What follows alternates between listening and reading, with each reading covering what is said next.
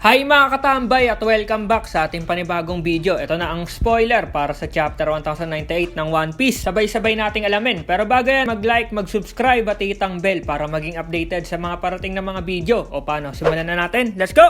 Ano-ano kaya ang mga malalaman natin sa spoiler? Sabay-sabay nating alamin. Ayon sa spoiler ay ang title nga ng chapter ay The Birth of Bonnie. Ayon, malalaman natin ang buhay ni Bonnie at paano siya pinalaki. Ito na ang spoiler. Nasabi nga dito na itong si Genie ay kidnap at pinilit na maging asawa ng isang celestial dragon. Ayun pala yung nangyari kay Genie kaya nawala to. Pagkaraan nga daw ng 2 taon ay nakalaya nga si Genie sa pagiging alipin. Dahil nga nagkaroon daw ito ng malalang sakit. At sa panahon nga na to ay tinawagan niya si Kuma sa huling pagkakataon bago nga ito mamatay. Dahil nga nag-usap yung dalawa ay dito na din na-locate ni Kuma kung nasan nga si Genie. At nagmadali nga itong nag-teleport papunta doon pero hindi na nga ito umabot. Dumating si Kuma sa lugar ni Genie pero patay na nga ito. May hawak nga si Genie na baby at ito na nga si Bonnie na meron ding sakit na katulad nga ng kay Genie. Simula nun ay si Kuma na ang nag-alaga at nagpalaki dito kay Bonnie at makikita nga daw natin ang paglaki ni Bonnie. Sa huling page nga daw ng chapter ay makikita nga natin dito si King Bakery ng Sorbet Kingdom na bumalik nga daw ito doon sa kaharian para gumawa ulit ng problema. End of the chapter. Break next week. Okay, isang maikling spoiler ang nalaman natin at patungkol nga ito sa backstory ni Bonnie at syempre ni Kuma din. At nalaman nga natin dito kung ano ang nangyari kay Genie at hindi nga anak ni Kuma si Bonnie, kundi isang anak nga ng Celestial Dragon itong si Bonnie. Marami pa tayong malalaman sa full chapter. Abang-abang na lang mga katambay. Salamat sa pagnood at see you sa next video. Over na!